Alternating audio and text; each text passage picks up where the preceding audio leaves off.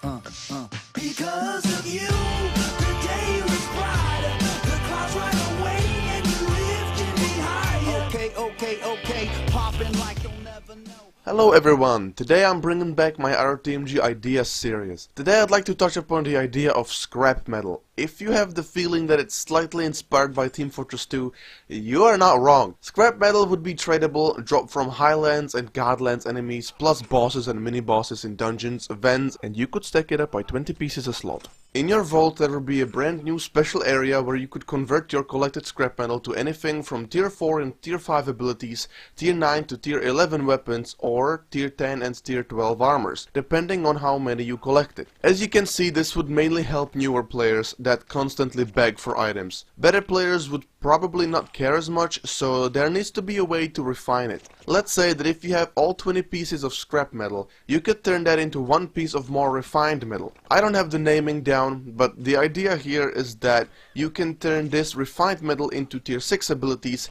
tier 12 weapons and tier 13 armors. This refined metal can also stack, let's say, by 10 pieces per slot, but you can no longer trade with it. A stack of, let's say, 20 scrap pieces would cost just like a tier 5 ability or a tier 11 weapon would. Now let's get some more specific numbers involved.